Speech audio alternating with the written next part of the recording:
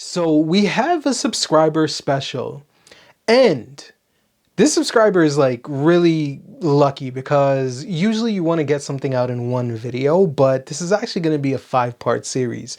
Their question to me was, can you showcase your full Boadicea house and rank them from your least favorite to your most favorite? And I think it's about that time. So let's play my music, and when we get back, we'll jump straight into it.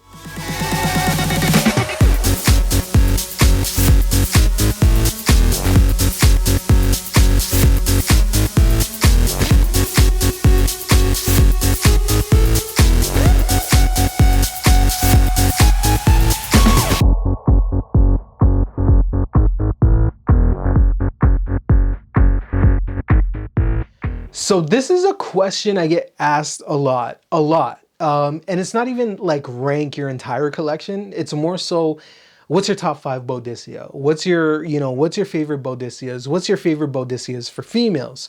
And I think it's about time we start making a video on it. So this is going to be a 5-part series, and I'm going to rank every single Boadicea in my collection that I have, or that I've smelt and I have like a decant of. And we're just gonna kind of do a ranking, and I'll break it down as to why it's ranked there, what I like about it, what I don't like about it. Now, obviously, if I did the entire collection in one video, we'd be here for days. I don't think my camera could handle it. I don't have extra batteries, yada, yada, yada. Plus, I'm trying to get some, views and some clicks, right? Grow the channel.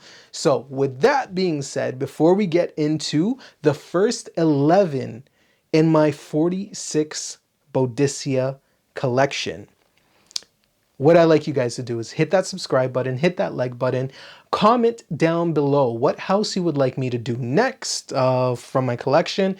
Like I got Raja, I got Fragrance Du Bois, I got Zaharoff, I've already done Argos, and so on and so forth. And let me know which one is your favorite Boadicea, or a Boadicea that you would love to check out. Now, without further ado, I will mention this. With Boadicea and the 46 bottles that I have, plus a couple decants, my list is not the end-all be-all. This is just how I personally rank it. If you feel like the fragrance is much more different and how you perceive it, then kudos to you. Let me know what you agree and disagree with. If you agree with me, great. If you don't agree with me, sample, right? Sample and get your nose on them. It's a great house. Now, if you had the exact same 46 bottles, I'm pretty sure our lists would not be identical. So it is what it is. I'm just doing this because it's a fun concept. It's a fun idea. And there could be even some things that are interchangeable, but not by like a degree where something could be top 5 going down to bottom 45 or something like that, right? So without further ado, I think let's hit the first 11.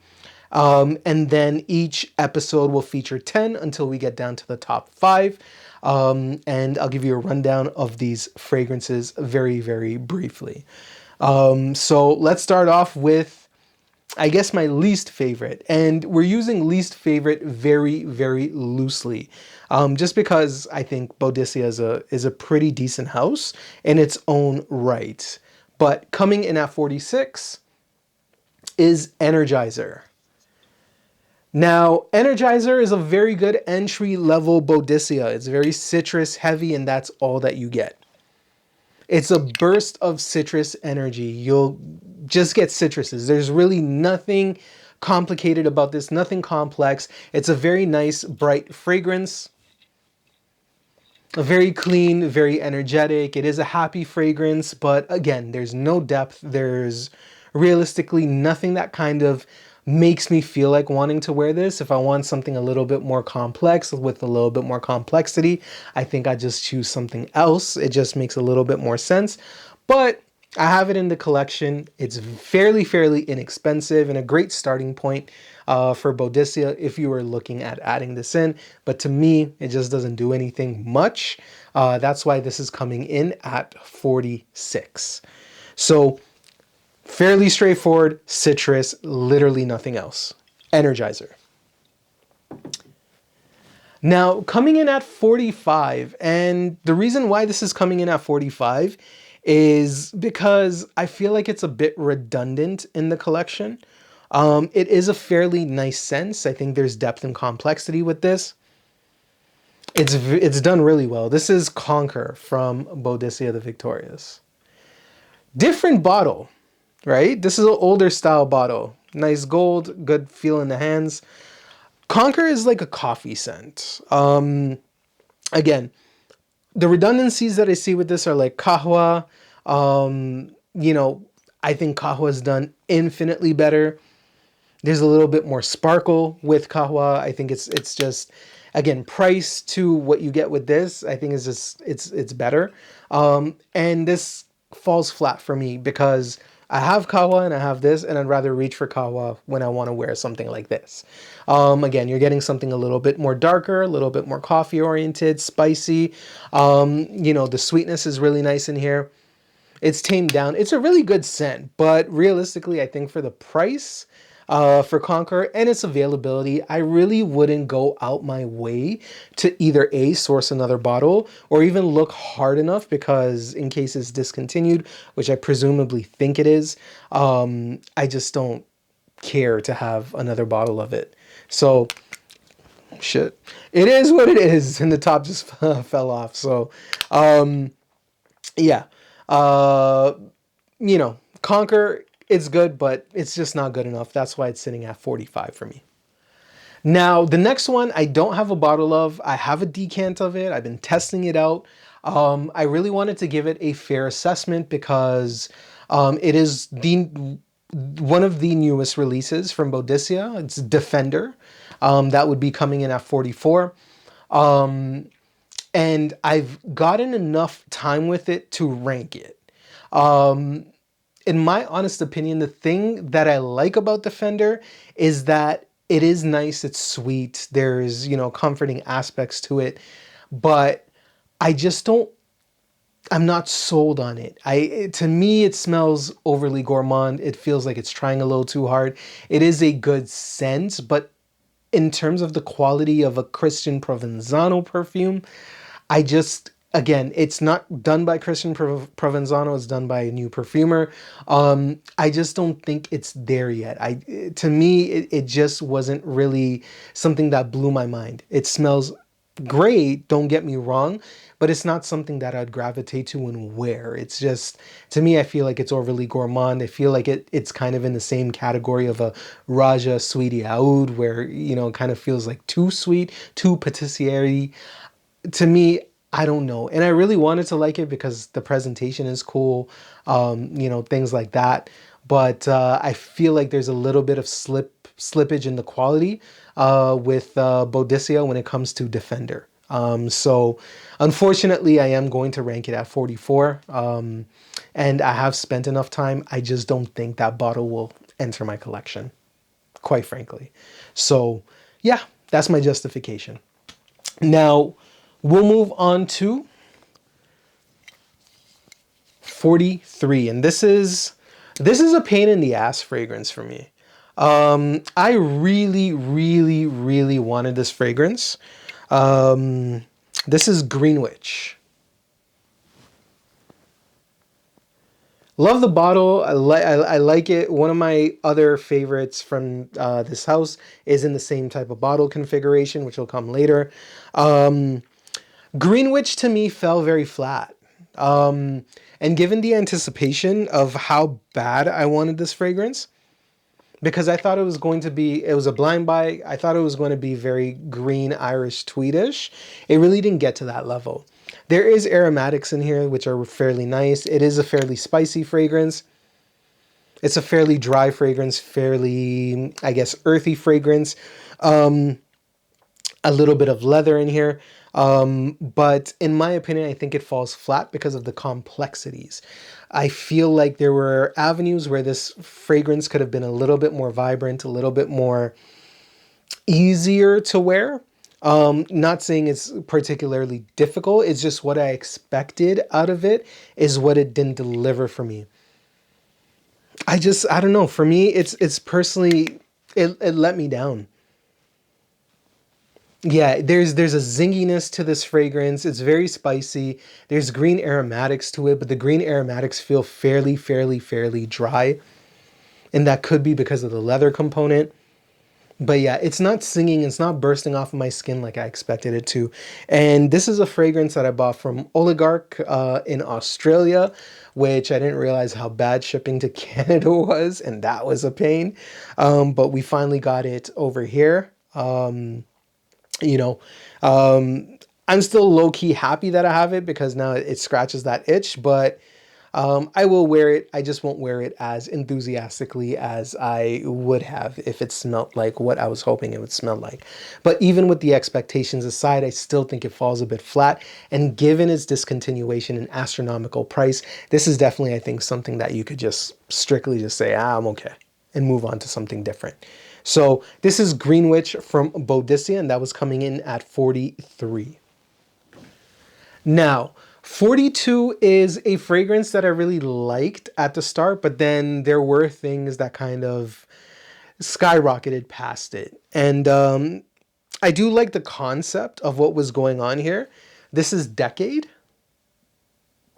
And this is more of a feminine style fragrance from Boadicea, which again, anybody can pull off. It doesn't matter. But just to kind of, maybe separate and see which ones are feminine, which ones are more feminine leaning. I'll kind of highlight those. But Decade to me was something that I really liked at the start, but then I kind of got sick of. It's nice. Don't get it twisted. It's very nice. It's an aldehydic floral type of scent. Really nice in spring, really nice in fall, really beautiful in summer. Is very fluttery, very open. But again, it gets tiresome quickly just because it feels very aldehydic.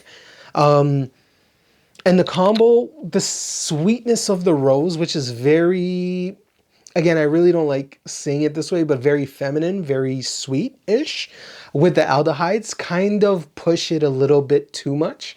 So I think if you wear this, going lesser on the sprays might be a more pleasurable experience, but then you're kind of sacrificing that for longevity and maybe topping up during the day.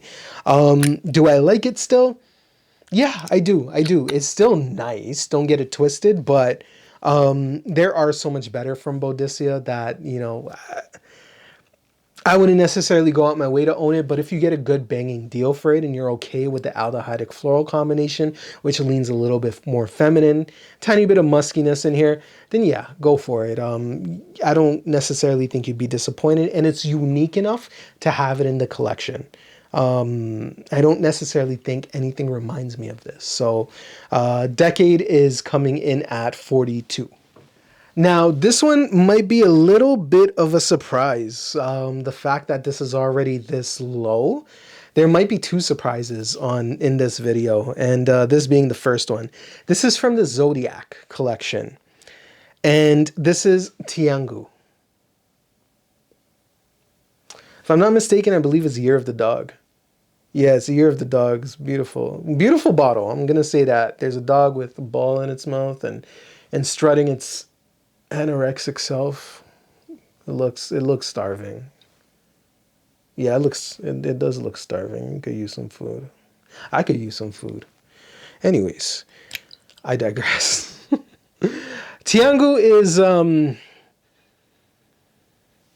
is a tobacco-esque type of fragrance. The thing that confuses me about this release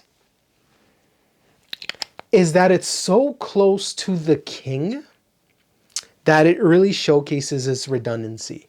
And the problem with the redundancy with the Zodiac collection, and I do understand there's a lot of iterations within the Zodiac collections of other fragrances that people know and love, to have that such a close redundancy with the King within its own product line doesn't make sense to me. I feel like this was rushed, and when you're asking for the amount of money that you're asking for a Zodiac, it doesn't make sense. So although it smells good, you can accomplish this scent profile and this scent experience with the King, which is significantly cheaper. I think almost 2 to 3 times cheaper than Tiangu. However, if you like the Zodiacs and you really want to complete the Zodiac collection, then it is what it is. That's your decision. Definitely smell it, but in my opinion, I just feel like it missed the mark. It's like a tobacco, dark fruity type of punch to it, almost like a Tom Ford plum Japanese. But really, the king is what it feels like. It feels like Tom Ford's plum Japanese. So yeah, and I keep smelling it, and it's just the redundancies are just there. So in my opinion, Tiangu, it's a big fail for me. I just wish it did a little bit more on the unique side and differentiated itself from the king. So we'll move on. Now, this next one is still low key. It's one of my, I don't want to say favorites. It is really nice. This is number 40. It is really nice, but it is an Aventus Hachivat-esque type of fragrance, the pineapple stuff, right? It's done extremely well. This is Consort. It's done extremely well. I really like it. I really, really, really like it. I honestly think if you're in the market and you're just like, I'm tired of batch codes, I'm tired of variations, I'm tired of poor longevity issues, this is a great addition into your collection. You want that pineapple, you got that pineapple, that fruitiness, that exact, almost exact Hachivat Aventus-like DNA. You're going with this. This is so good. It's so good, but it's so unoriginal, right? It is what it is. It's literally unapologetically Aventus Hachivat. So that's the reason why it's kind of ranked a little bit lower as 40. It's a great scent. I think it's an end game to the scent DNA, personally, compared to, I'm not going to say anything. It almost came out. But yeah, I think that this DNA is fantastic. I like what this does. This has nullified me from ever wanting to even try my luck with a Creed and the batch variations that it has, because this will do the trick. And again, at its price point, I think it's fairly fine. It's just go in thinking that you're not going to get something that will break the game. It's not something that'll make you say, oh my God, this is the greatest thing ever. It's just, it is what it is. It's unapologetically copied, but it's done well. So there's that. So that's Consort coming in at 40. Now, this next one I only have a decant of, but I will say this. I have thought about bringing it into the collection because I'm not going to lie to you, I did smell it one time and I thought it was very obnoxiously pungent and I didn't know how I was going to wear it on a day-to-day basis. However, the other day I did, I had a small decant of it. I ended up spraying it and it was gorgeous. Before spraying it, my thought process was this is going to be the worst on the list. But this has kind of graduated at 39, and I really do like it. It's Complex. Not Complex 2020, Complex the original. Leathery fragrance, unapologetically leathery fragrance. It is going to be a difficult wear. However, if you control your sprays and a temptation to overspray, and I do think 2 sprays max with this fragrance, you're in for a fantastic time. It's a very nice, clean leather, especially when you go light on the sprays. Very beautifully aromatic. Almost feels like it has that refreshing aquatic-like feel to it, mixed in with a very high-quality leather. But I do want to stress, if you go and overspray this fragrance, you will be in for a world of hurt. It will be obnoxious, it'll be loud, it'll be unrelenting, and you will not garner any compliments. In fact, you would be a nuisance to people around you. So, in my honest opinion, and from what I've seen, the price is phenomenal. I like it, but it's definitely something that you got to test before even considering adding it to your collection, because it is difficult. It's a very, very, very, very, very, very, very difficult fragrance. In my honest opinion, I think it might be the most difficult within Boadicea. So if you haven't tried it, give it a shot, but that's complex. Now, the next fragrance on this list is a fragrance that I kind of started off my Boadicea journey with, and this is Chariot. It's a tiny bottle. This is the 50 ml. A cutie. Nice. I remember I met up with a couple friends on the other side of town.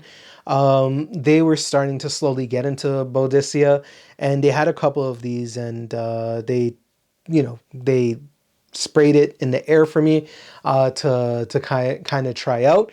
And this was a great fragrance to kind of understand. You know that barrier breaking video that I had? Click it. It's kind of like that, because what I knew from before to what I smelt here, it was really, really different. It's very nice. It's very, very different. It's very unique. The quality is phenomenal. I think Chariot is a great entry into Boadicea. Very inexpensive. You can definitely get your hands on a 50 ml. I think that'd be more than enough. But it's done really well. There's this element to like, I don't want to say like Middle Eastern necessarily, but there is that Middle Eastern feel to it, that like tang to it, that fruitiness, that dark fruitiness to it. It's really, really cool, really nice. But I like it. Chariot is really, really good. I know it seems low on the list, but I mean, a lot of the fragrances are fantastic from this house, so don't let that dissuade you. But give Chariot a shot. I think Chariot is really, really good. So that is coming in at 38. Followed by the other fragrance that was introduced to me at that time, and 37 would be Rebellious.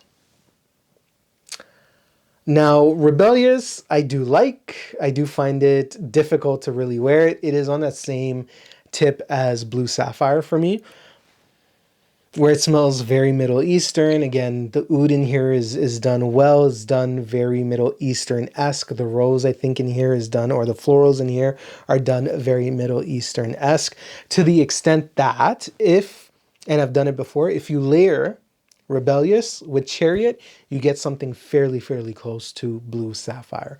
So if you have these two in your collection, and you just don't want to splurge on Blue Sapphire, try layering them. It'll kind of come out to be around that realm. It won't be identical one-to-one, but you'll get that same type of feel. And I mean, if you're kind of watching, what you're spending, that's fine, right? You don't need everything. But Rebellious is nice. It's definitely unique. It's definitely something that really allows you to see the quality with Boadicea and kind of make a decision of whether you like the style of perfumery and want to explore more, or whether you're just kind of like, it's maybe a little bit too powerful for me, or this may be a little bit too much for my liking. Maybe I should go and explore elsewhere, which is fair, right? So that is the 10th fragrance in the video, but we're going to give you one bonus one. And it's actually going to be one of those like, surprise. So that was Rebellious. End off the video at 36. The surprise, the big surprise, is Fire Sapphire. Now again, don't get it twisted. I really, really like this fragrance. I just wish it lasted a lot more longer. And again, the originality is just, it's not there. It is very much so like Kilian Straight to Heaven. You get that patchouli. It's done really well. It's friggin' really good. It's just the originality isn't there. You're asking for X amount of dollars when it comes to a sapphire fragrance. The rarity of the fragrance, meaning how hard it is to get, doesn't make sense for you to pursue this when you could just easily get a Kilian Straight to Heaven. No, in my honest opinion, no. And again, when you have the longevity issues, what's the difference, right? The quality may be a little bit better than Kilian Straight to Heaven, but not $600 to $700 better, if that makes any sense. I really, really, really wanted to love this one because it is really, really damn nice. It's just with its longevity issues on me, and also with it lacking originality, I'll still pay respect to the scent profile. It's just personally, it's gonna be on the lower side of the list because there are other great fragrances from this house. So ending the video on a fire sapphire. So stay tuned. Whoops. Break it all, man. Break it all. Fuck. Anyways, stay tuned. We're going to release 4 more videos, and counting all the way down to the first fragrance from this house that I prefer. So, hit that notification bell, subscribe, make sure you're in tune with the videos. We got a couple more coming to close out the house of Boadicea. But I just want to genuinely say thank you for the support, and I'll catch you guys on part 2. Stay tuned. Much love. Peace out.